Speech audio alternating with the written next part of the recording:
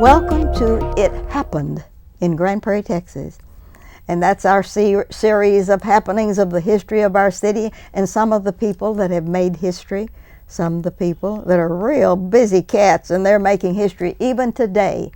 And we are so honored today to have a captain in the U.S. Navy, a commander in the sense of the word that he is over all of the Joint Reserve Base in Fort Worth, Texas, and he is getting ready to have some real great happenings happen to him personally. But before he leaves us personally, we want him to tell us about a very, very exciting historical event that happened under his watch. And we're so pleased that Captain T.D. Smyers, and he's been on our show once before, and this time he's being really indoctrinated. Welcome to the set. Thank you, Ruthie. It's good to be back. Oh, it's wonderful to be back. Good to see you again. Yes, and you've been busy in the 3 years since you were here. Absolutely. I wish I could have foreseen what the 3 years were going to hold when I was with you last time. We would have had a lot more to talk about probably. But could we though? It has been full, and it's been rewarding, and it's been marvelous for the relationship between our military base and the surrounding communities. What do you have on the base? How many different military entities do you have besides the Navy? Well, there's the Navy and the Marine Corps who make up the primary populace of the base. I see. However, our largest single tenant is an Air Force tenant, the 301st Fighter Wing. Good. And then we also have the Texas Air National Guard. And we've recently been joined by two significant Army units. Good. So we have all four elements of the Department of Defense, Army, Navy, Air Force, Marine Corps. We do not have any Coast Guard on board.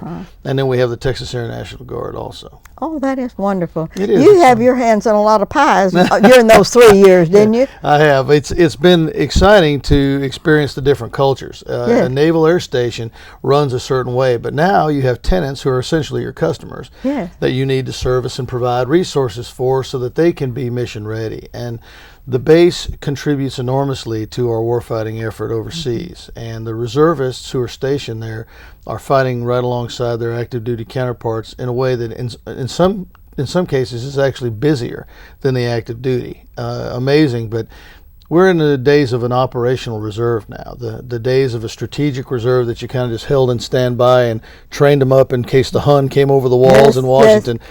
Those days are gone, and now the modern reservist is operationally deployed a large portion of his time in service. So it's something we deal with in terms of keeping their readiness up and keeping their families ready at home. Mm-hmm. It's a big challenge. And speaking of families, yeah. Yes, you have changed the lives of 4 people in your family to a great extent by your career. Is that exciting? Well, I moved them to Texas. That was the biggest thing we could do for them. And you were born in Texas. I was born near here, and then I grew up in Boyd, Texas, out in Wise County. I graduated from Boyd High School in 1980.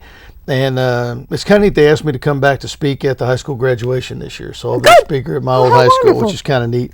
Yeah. And then my wife is from Virginia. I met her when I was stationed up at the Pentagon. Barbara. Before here, Barbara. She's awesome. She's a photographer, a portrait photographer. She does heirloom photography. And so she's very excited about starting up her practice here again. Oh, good. And so that's going to be kind of a neat addition to the economy locally. And then my daughter, Sarah, is a sophomore in high school.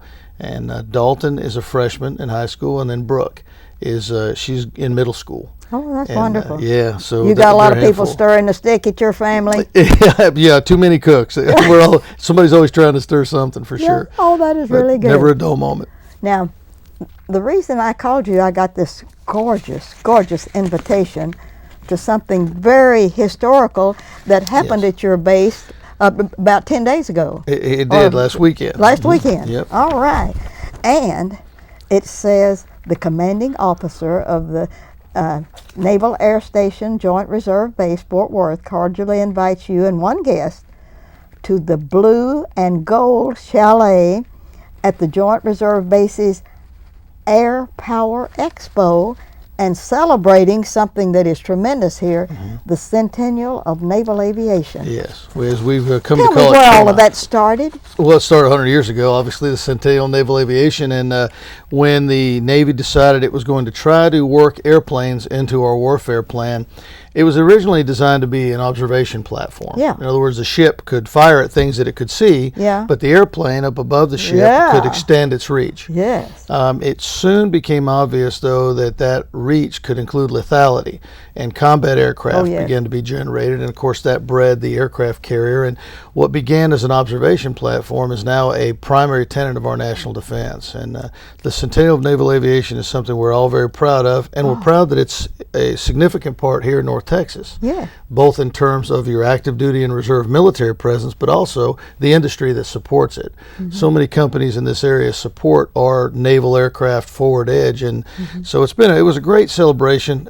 We took about 3 years building this. When I spoke to you last, we began on this journey Yeah. to build something that would be great for the Centennial. And this year, the air show was a big part of it. We had the Blue Angels back on the base for the first great. time in 6 years, and it was great. It was a neat opportunity. We had about 200,000 guests across the weekend, so it was a big air show.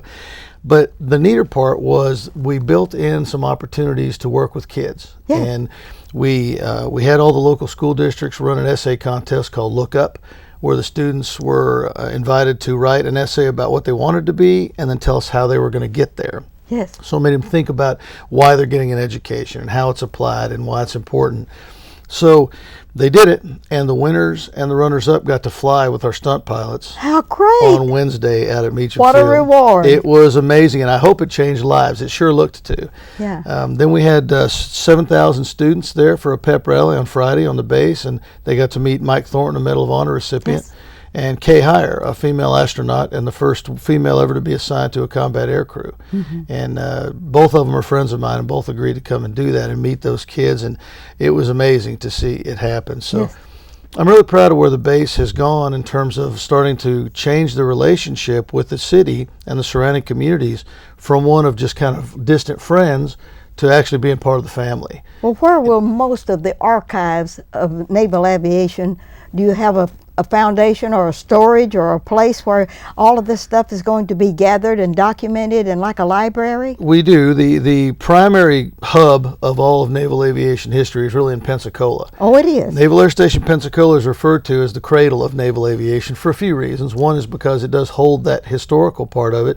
Naval aviation was born there. It also is the place where naval aviators train, so they get their initial training there to become That flyers becomes in the Navy. important. So that's why it's the cradle of naval aviation. But it's also the home of the Naval Aviation Museum, which is an awesome. I've been to the Smithsonian, I've been to Wright-Patterson, and I've been to Pensacola. And I'll tell you, of those three, I believe the best aviation museum in the world is the one in Pensacola. Well, that's wonderful. It's fabulous. I just hope it never gets underwater when the water rises around all of the things that they predict one of these days, that the water will engulf all of Florida, and that makes me sick and sad. And If it ever happens, we'll move it. yes, they'll move it. That's good. They can fly them out. I'm so. looking forward to the future Yeah, for all the right. for the young kids that come along that will want to see that and want to know how it happened and all of the details about it. And That's an I'm awesome just so story. thankful that y'all had a wonderful history happening here Yeah. in Texas. Did any of the other bases in Texas celebrate that, or y'all the only one? That, Well, Corpus Christi had an air show scheduled the weekend Yeah. prior, but they were inundated by some poor weather, Right. and they were not able to get their entire celebration off. Here we were able to line it up with a Navy Week. So it Okay. wasn't only the air show, but the entire week prior was Navy Week in Oh, it Dallas and was. Fort Worth. So Uh-huh. throughout the Metroplex, you had a lot of neat things happening. We had some of our culinary specialists, our cooks on base, Yes. do a throwdown with Cabo Grande chefs Oh, out in Fort man. Worth, and some neat things like that. We had the Navy Blues Band playing the Main Street Arts Festival, and it was a good opportunity for people to see, wow, we have Navy Yes. in North Texas, and to get a taste of how powerful it is. And our base employs 11,300 people. Wow. It's the third largest employer in North Central Texas, and its economic impact is $1.3 billion a year. So it's a significant engine of the economy, and for folks to come on board and see it up close and personal, Yeah. not only in terms of its economic drivers, but in terms of its lethality as Yes. an instrument of national power, it was great. I think everybody won. Everyone. Everyone won. And I have to take an opportunity to thank you for Stephanie Martin. Oh, she's awesome. Isn't she awesome? She is wonderful. Stephanie Morton is my administrative assistant, and she rocks. I honestly, I don't think I could run the base if Stephanie wasn't there. She coordinates. She is marvelous in terms of keeping me on task, and we love her around there. All of us do. I asked her 10 days ago, I told her about this invitation that I received, and I said, I can't attend that, but I said, I sure would like to have the captain back on television. Do you think you can hustle that for me? I go to church with that child. And she said, oh, I'm the best arm twister you've ever seen. And she's right. Yeah. Oh, she was. And here I am. And I told her, I said, well, I hope that they haven't restricted him from coming over the Tarrant County line to over here. No, but great to be back visiting. Thank her when you go back to your place over there. I will, and she specifically told me to say hi to you as well. Oh, she is something else. Now that we've discussed all of this, let's talk about what's happening next.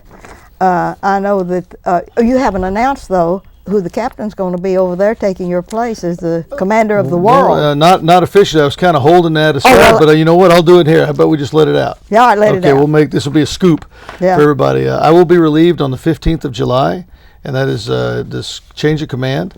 Mm-hmm. And the new commanding officer will be Captain Rob Bennett.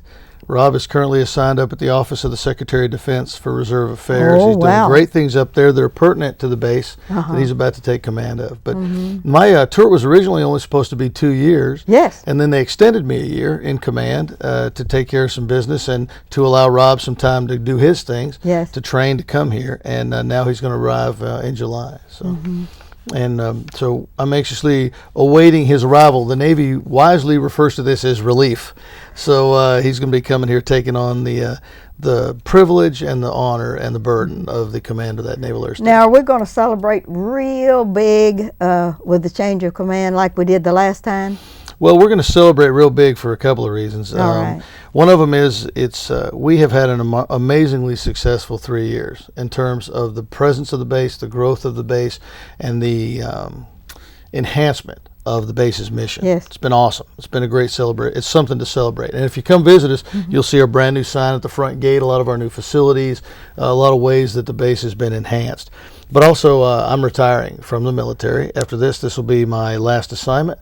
Yeah. So my family and I have decided to stay right here in North Texas, and we'll be sticking around here as I look for gainful employment. You're mighty close to Boyd, too, aren't you? Yeah, it's true, but I think we'll be staying in the Metroplex area. We're looking. We have already relocated to a house in North Fort Worth, and everybody's looking forward to kind of starting a new adventure together. Oh, that's wonderful. That's awesome. We're going to keep the kids in school here, where they are now. Well, for the rest of this year, and then they'll start their new schools the beginning of next year.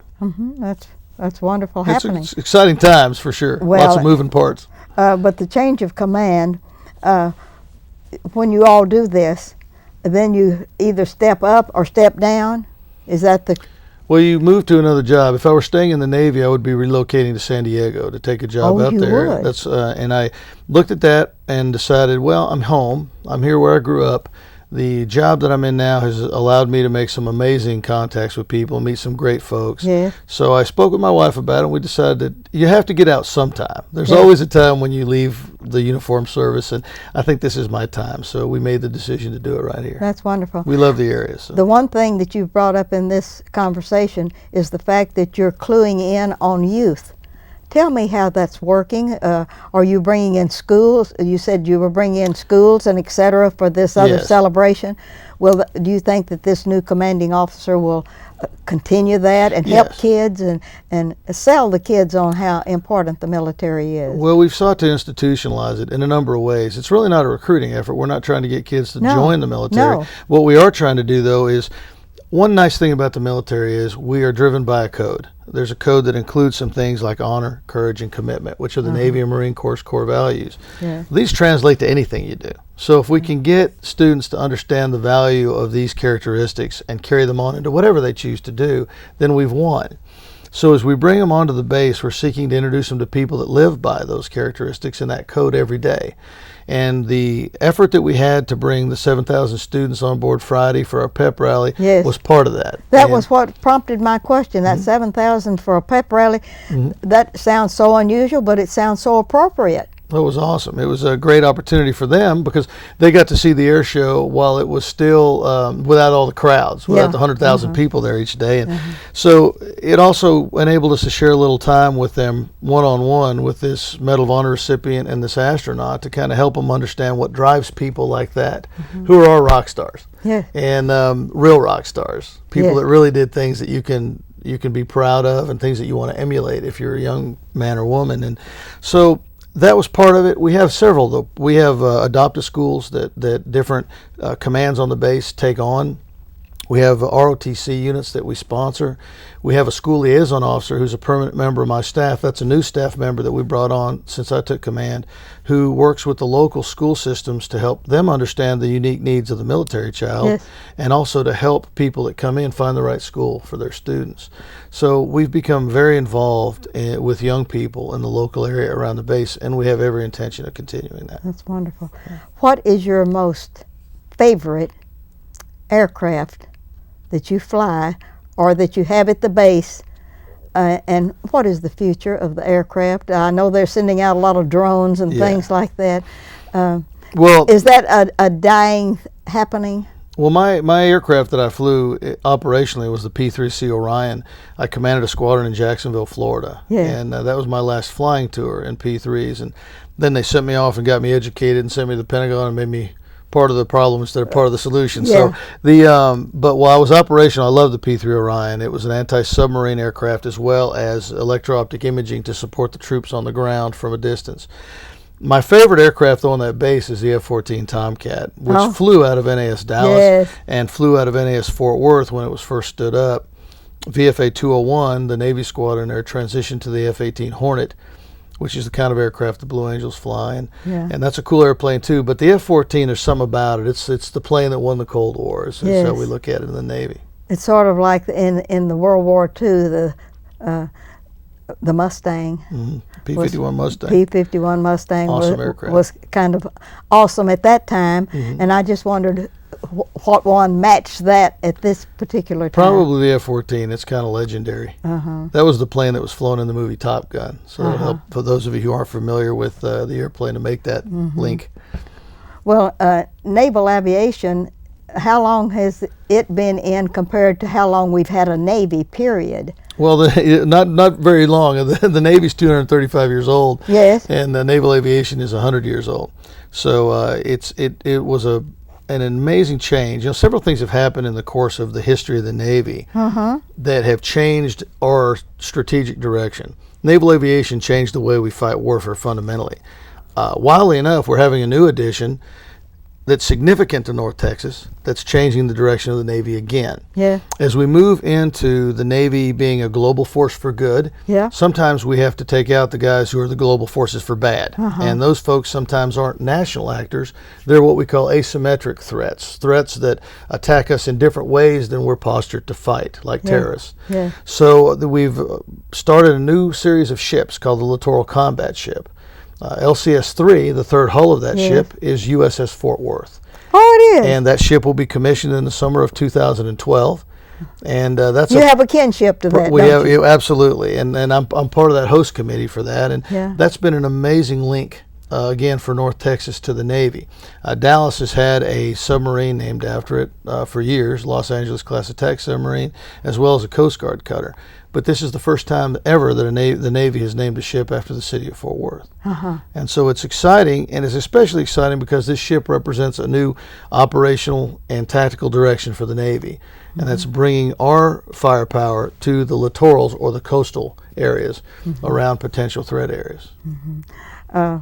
Our mayor has two sons in the Coast Guard, and they are just real excited about their careers, and I think of it very positively too, because they take young people and make them into geniuses and other things, and that's wonderful. The Coast Guard is amazing new partner in the Department of Defense, and our in the role I just described, we work very closely with the Coast Guard. That's wonderful. Yeah, they're great. All right, I'd like for you to look out into your camera and give me about a 5-minute dissertation to boys and girls about how important it is for them to prepare themselves when they get to at least middle school for their careers in the future. Don't wait till you get out of school and say, I wonder what I'm going to do. Right. I'd like for you to encourage them to do their best at that, and then they can fit in almost any slot that is really great for this United States of America. Right. Okay. And this is your camera. That's my camera. Okay. Say hi, folks. Hi, folks. And I'll say this, probably won't take up my whole 5 minutes, but I'll give it to you in a snapshot to hold your attention. I've got 5 children, including my 2 stepchildren, and I've seen already 4 of those 5 go through the teenage years. And I've seen them approach their education in different ways. So I'll give you some really quick advice, and it's advice that you can take to the bank. I've seen it work. I've experienced it myself. Every day in the Navy, I deal with young men and women who either followed or didn't follow this advice. Start early. If you're in middle school, it's not too early to start thinking about what you want to be and who you want to be, and more importantly, what you're about. Are you honest? Do you have integrity? Do you have a great work ethic? Do you strive for things that are good? Or do you spend your time playing video games and entertaining yourself? Making that determination between what's entertaining and what's good to help you grow is pretty important. It's hard to do because you're currently pulled away by distractions, things that are urgent, things that seem fun right now. Those are okay. It's cool. It's great to have a good time, but also you need to carve out the time to work for something that's hard to achieve, because when you achieve it, that's real fun. And that's when the kind of enjoyment that you're going to get that'll benefit you for a lifetime kicks in. What I always have told young folks that I've talked to is, when the time comes for you to choose something to be, when the time comes for you to choose either to continue your education and go to college, or to enter into a vocation, an honorable vocation, and start contributing to the economy, to enter into the military, to go travel abroad as a minister or as a member of the Peace Corps, whatever it is that drives you, you want that to be your decision. You don't want that to be a decision that's made for you by others because you haven't studied, you haven't prepared, you haven't shown a work ethic, you haven't built up a resume. You need to be thinking about who you are and how that's going to translate into who you are as an adult. Don't wait, because the time will come on you and that decision will be made for you if you're not ready. Best way to get there: fear nothing, and as long as you're doing something honorable, never take no for an answer. If you're applying for a program and you get turned down, apply again. Find out why you didn't get it the first time and fix those parts of who you are. Study harder, take additional practice tests, whatever you need to do, and then apply again. If it's something you really want, don't let somebody tell you no. Continue to pursue it. And don't be afraid of failure. A lot of folks don't try things. In my youth, I didn't try some things I should have tried because I was afraid to fail. And because of that, I missed some great opportunities. Try. You will fail. I guarantee you'll fail. And that's a good thing. You need to fail in order to grow. So that'll help you come back stronger, and that which doesn't kill you makes you stronger. So there's a little unsolicited advice out there. If you follow it, I can guarantee you'll be successful in anything you want, and it's not rocket science. And now that you've given us that wonderful dissertation, I'd like to know, what are you going to do with the rest of your life? When you do retire, what's your next step? Well, I've thought about this a lot, and I've been talking to my wife about opportunities and things. I've been blessed to lead some of America's finest in the Yes. Navy. And I mean that blessed. I consider it a privilege, but I also consider it something to take very seriously, a responsibility. And so because of that, I've learned how to do a lot of great things in terms of building teams, helping people overcome problems, helping resolve conflict, and achieving real results. So I'm looking for somewhere that I can plug in and do that in the private sector, somewhere that gives back to the community. I'm interested in pursuing opportunities in education, and I'm pursuing one of those now. I'm also interested in energy, because I think that's a vital thing where we are right now, and getting it right is vital to make sure that North Texas is driving that energy equation as we move on into the future. So exciting opportunities, and I'm looking in those industries to kind of get engaged. I noticed in your resume that you have traveled abroad extensively. The Navy does that for The you. Navy does that for you. Yeah. I read all the different places that you had been, and I was impressed that you traveled a lot, and then I took into consideration the fact that that's what the Navy does for you. Mm-hmm. Do you plan any future travelings, or are you going to settle down in this land and be happy? Any other travel I do in the future is going to be for pleasure with my spouse, or as my business dictates. But I love to travel. My wife and I both love to travel. And there's so much of the world to see and so much to experience. Travel's always going to be part of our life. And it's just now when I go on a cruise, it'll be a real cruise instead of a cruise where I'm working on a big gray ship. I'll be cruising where I'm having fun on a big white ship. Now, about a commitment for volunteer service. People are going to call you from everywhere, especially Fort Worth, where you're well known, and other places. Will you come and speak to us and speak to our youth and do all of this as freebies, or are you going to have a travel arrangement with I paid gasoline the other day, $4.13 a gallon, and I can drive up to Grand Prairie on 2 gallons and get back home. And I look at this equation and I said, Miss Ruthie, don't you go to town more than one time a day and come back and all of this kind of good stuff? So what do you think the future holds for us, and the fact that we're going to have to trim our resources? Well, we're doing that now. I mean, we're trimming a lot of resources, and there's been a kind of a push within our business to do more with less. We don't like to call it that. We like to call it being efficient, but it is. We still have missions that we need to fly. We still have things we need to do, and as we move forward, the math is being generated by efficiencies. Well, we want you to come to all these different places where they want you. Well, I mean, we want you to fix a fee where they have to buy your gasoline or something. Well, part of what I'm looking to get into is strategic communications, and as I do that if I do that as a business, I'll do some appearances like that and things. I think once I step out of this job, I'll be a lot less interesting. But yes, whoever comes after me will be who everybody wants to hear from. Yes. But I do enjoy doing public speaking, and I do enjoy motivating youth. Whenever it's involving youth and motivating youth, that's something I'll always gladly do, as long as people want to hear me talk. Well, I want to thank you for taking your time today, Thanks, Ruth. driving all the way from the Joint Reserve Base and getting back home, and I didn't buy you any gasoline and all the good stuff. No problem. It's an official appearance. We got it covered. That's wonderful. Right. I want to thank you. Ruthie, thank you. God bless your family forever, and you too, and especially your future. And we're so thankful for what you've contributed in a 3-year stint over at the Joint Reserve Base instead of a 2-year. I expected you to go last year, and I look forward to something coming out, and I didn't get anything. They didn't think they were ever going to get rid of me. I knew they hadn't killed you, so I said, I'm going to find that young man. So I got Stephanie by the ear. Well, thank you for God being bless here. you, Ruthie, too, in Grand Prairie. Thanks for the invitation. Very much. And this is Ruthie Jackson reminding you that history is as we live and do, and that we document it as authentically as possible.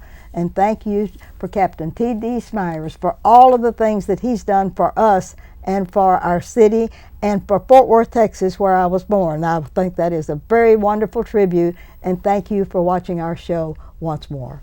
Come back to see us next time.